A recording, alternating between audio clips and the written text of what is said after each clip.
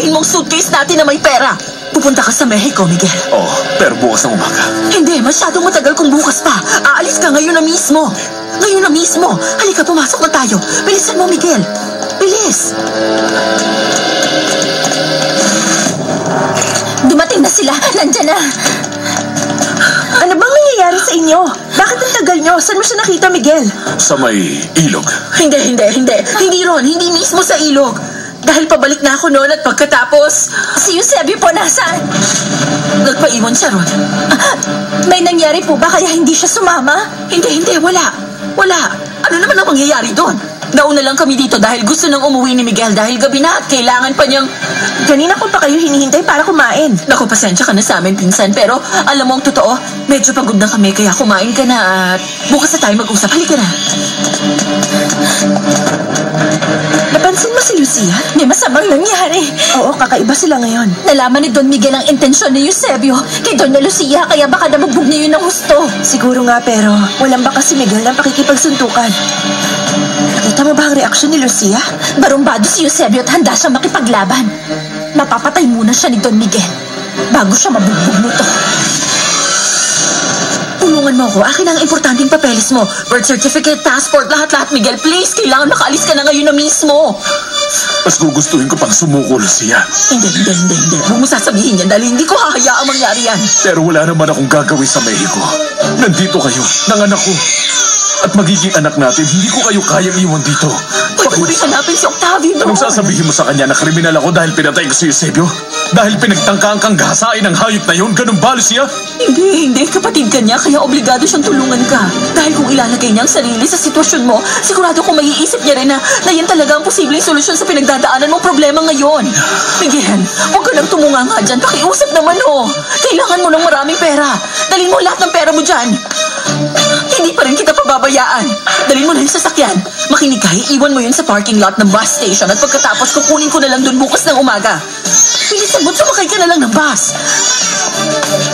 Buong magdamag tayo para makalayo dito. At bukas ng umaga, siguradong matatagpuan na nila ang katawan ng bastos na lalaking yun doon. Lucia, ang totoo natatakot ako.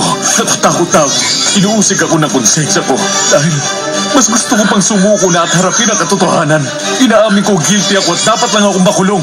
Hindi. Hindi mo ba naiintindihan na kailangan mong tumakas? Ako na lang ang bahalang umayos ng lahat dito dahil alam ko kung anong dapat kong gawin para matapos ang problemang ito.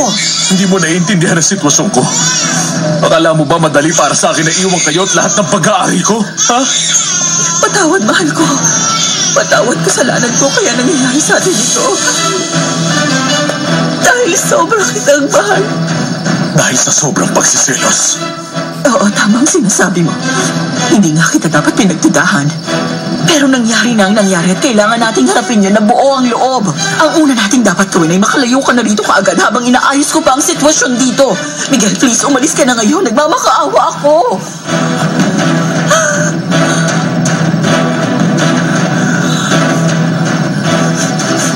Ano pa bang hinihintay natin? Dapat wala na tayo dito.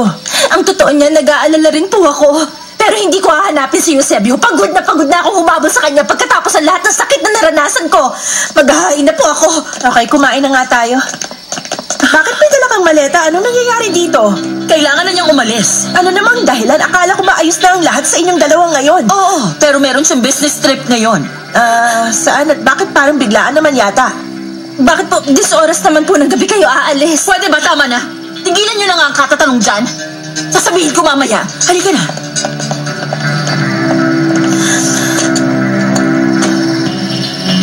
Mag-iingat ka, mahal ko. Huwag ka mag-alala. Basta magtiwala ka lang sa akin. Alam ko na ang gagawin ko para matapos ang problema, okay? Mahal ko, hindi ko kayang mahiwalay sa inyo. Ayoko nang gawin ito. Hindi, wala na tayong magagawa dahil kailangan mong magtago pansamantala. Hanggang maayos ang problema, ha, mahal ko? Gusto kong manatili lang sa tabi mo hanggang sa maipanganak mo ang anak natin. Matagal pa naman yun. Huwag mo munang alalahanin ng mga bagay na yan. Hindi yan importante. Isa pa, naranasan ko ng mga anak noon at nandito rin naman si Esther, kaya walang magiging problema. Isipin mo na muna ang sarili mo, maliwanag ba? Magiging maayos din ang lahat, mahal ko. Okay? Alagaan mo rin ang sarili mo at ang mga anak natin ipangako mo. Pangako ko yun. Mabuti. Mahirap na para sa'yo na magtiwala sa akin ulit katulad ng pagtitiwala mo noon. Pero sinusumpa ko na pagkatapos ng nangyari ngayong gabi, alam ko na itong ginagawa ko. Mahal ko, okay? Mahal kita. Mahal kita, Miguel. Pangako ko maghihintay ako hanggang sa bumalik ka at magiging mas masaya na ang buhay natin. Dahil napatunayan natin ngayong gabi na mahal natin ang isa't isa. Pero mahal ko. Wala nang pero. Tama na yan. Tama na, okay? Umalis ka na. Mahal ko. Lakad na, Miguel. Bilisan mo. Sige na.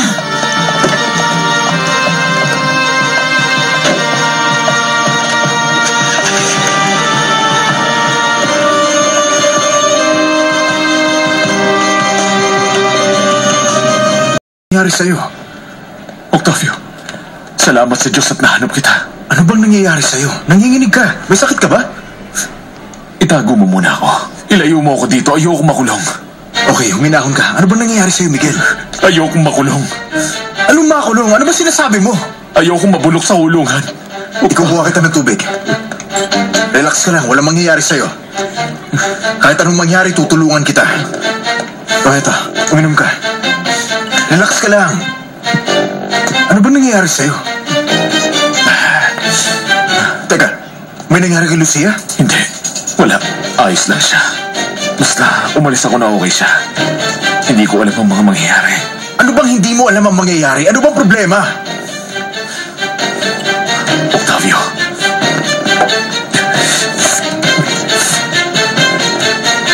Napatay ko si Josep. Ano? Kinailangan kong gawin yon. Nahuli ko siyang pagsasamantalahan si Lucia. Ano? Pero pumabor kay Lucia ang sitwasyon. Ano bang ibig mong sabihin, Miguel? Alam mo bang matagal na pala niya akong pinagdududahan? At doon siya naniwala. Niloko siya nito at nilayo sa rancho. Planado lahat yun ni Eusebio. Pagdating doon, ginawa ang plano niya. Mabuti tumating ako at pinatay ko siya. Binaril ko. Kinailangan kong gawin yon. Pinatay ko. Ang bastos na yon. Miguel, ano ba itong ginawa mo? Ayoko makulong, Octavio. Ayoko. Hindi ko rin masabi sa ibang dahilan ko. Magmumukhang kahiya-hiya si Lucia sa mata ng lahat. At mas gusto niyang tumakas ako. At tama siya. Tama siya. Mas mabuting mamatay ako kaysa mapahiya. Ano bang plano mo ngayon? Saan ka pupunta? Sa lugar na hindi ako mauhuli. Kung pwede sana sa ibang bansa na lang. Si Lucia. At ang anak mo? Mas gusto niyang dun sila sa rancho. Pero hindi niya kakayanin mag-isa ron. At ilang taon mo pinaglaban yun? Anong gagawin natin? Eh di mawala na. Total naman ayaw mong asikasuhin yun, hindi ba? Oo, ayoko talaga, Miguel. Alam mo, hindi para sa akin ang buhay probinsya, noon pa man. Kung ganon, pabayaan na lang natin yun ngayon. Hindi pwedeng mahuli nila ako. Naiintindihan mo naman ako, hindi ba? Oo, naintindihan kita. May iwan din namang mag-isa si Lucia pag nakulong ako. Oo, totoo yun. Tulungan mo ako, Octavio. Nakikiusap ako. Okay, Miguel. Umasa ka. Tutulungan kita. Pero iisipin ko muna ang dapat gawin. Kung saan kita dadalhin, Miguel. Basta kailangan kong lumayo. Kailangan kong magtago mula sa batas. Ay, Miguel.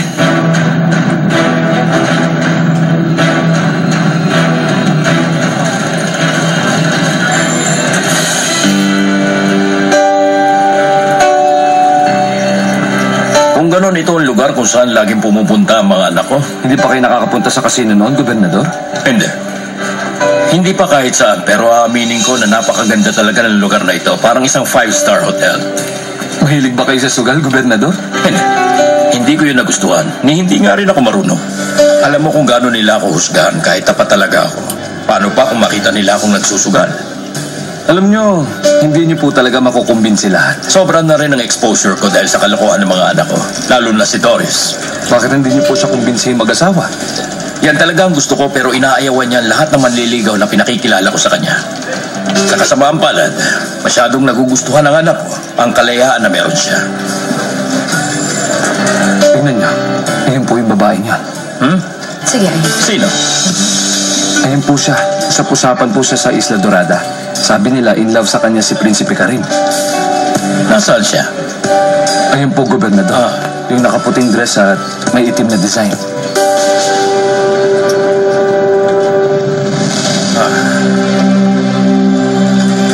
Pambihira. Napakaganda. Pwede mo akong ipakilala?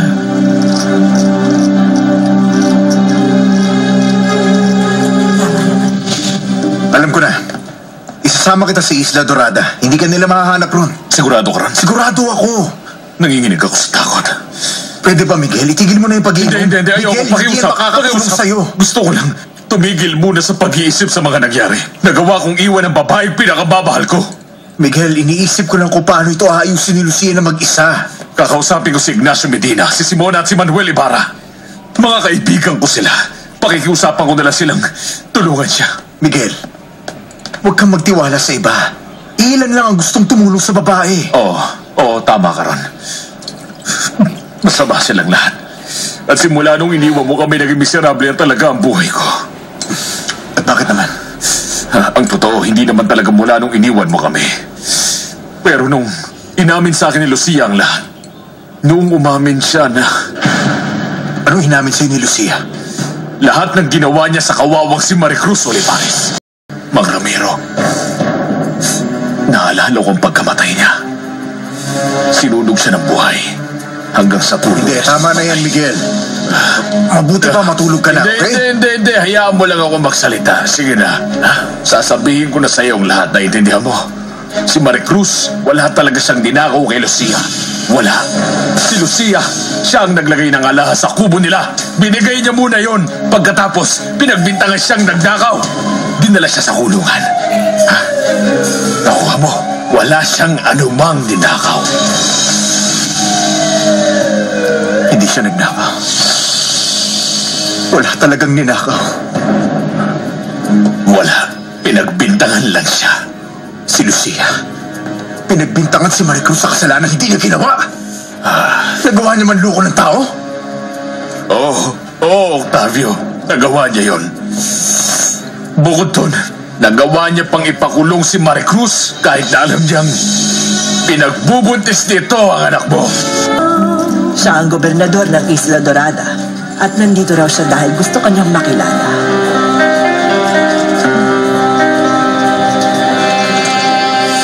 Yung kawawang lolo nito na si Mang Ramiro.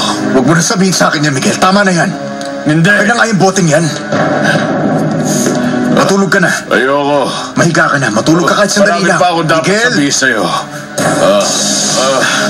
ayoko na makinig sa'yo dahil meron ka rin kasalanan. Gusto lang umalis ni Maricruz sa radyo dahil kay Lucia. Pero hindi ako ganun. Hindi ako ganun. Nagbayad ako ng abogado para ilabas siya sa kulungan. Binigyan ko siya ng pera para may paggastos. Tama na. Huwag ka na magsalita. Pwede ba? Tumigil ka na. Si Maricruz, buntis siya noon. At patay na si Mang Ramiro ngayon. Iyon ang katotohanan.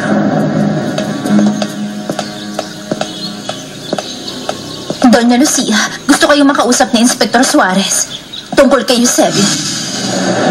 Sige, iwan mo na kami. Magandang araw, Doña Lucia. Magandang araw, Inspector. Opo po kayo, please. Salamat. Nagpunta ako... Alam ko kung bakit. Huwag na po tayo magpaligoy-ligoy. Iniimbestigahan ninyo ang pagkamatay ni Eusebio. Tama kayo, pero... hindi ko naisip na alam niyo na tungkol dyan. May hinala po ba kayo kung sinong pumatay? Hindi. Hindi ako naghihinala, Inspector. Dahil sigurado ako sa alam ko. Ang pumatay kay Eusebio ay asawa ko, si Miguel Narvaez. Kung kausapin ko ang babaeng yun, ayaw na niyang makita ito. At isa pa, wala rin naman siyang alam kung plano kong dalhin ang kamahalan sa Emery. Hindi yun maiintindihan ni Maria Alejandra Mendoza.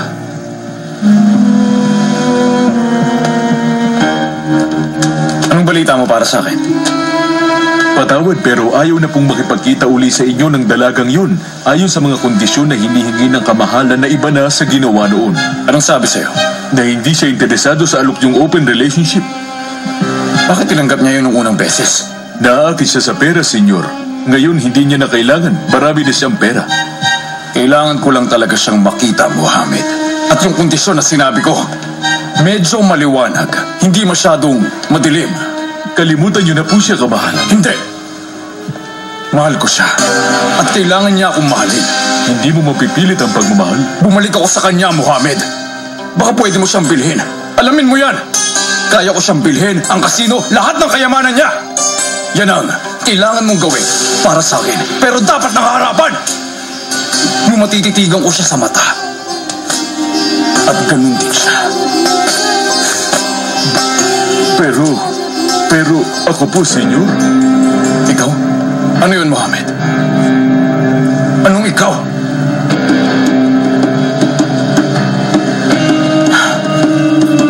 Nakikita ko na ang liwanag sa isip ko. Niloko mo ako, Mohammed!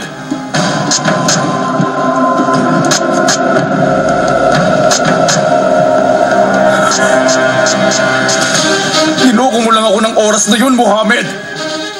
Pinaglaruan mo lang ako, kaya hindi kita mapapatawad! Ang kagalang-galang na si Gobernador Bartolome Montenegro, ang gobernador ng Isla Dorada. Isang karangalan, senyora. Nice to meet you. At si Senyor Diego Insunza, ang Chief of Police ng Isla Dorada. At your service, ma'am. Pleased to meet you. Gentlemen, siya si Maria Alejandra Mendoza. May nalimutan yata sa Senyora Canseco ng maliit na detalye sa pagpapakilala. Ah, talaga? Ano naman yun? Sasabihin mo o ako na? Hindi ko alam ang tinutukoy mo. Hindi mo ba talaga alam kung ano yon? Hindi ko talaga alam. Kung ganon? Ewan ko kung sinadya ni Senyora Canseco o hindi. Pero hindi niya nabanggit ang posisyon ko sa kasino. Yun pala yun. Sorry, hindi ko akalaing kailangan pala yun. Minana ko ang pagiging may-ari nitong kasino.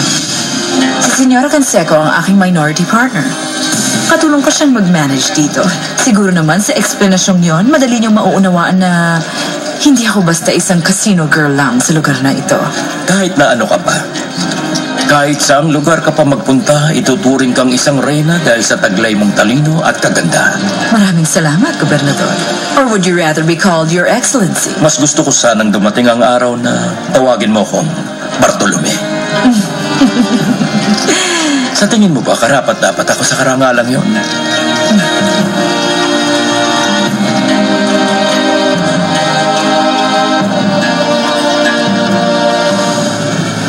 Sigurado ako, nilove na ang gobernador na yon kay Maria Alejandra.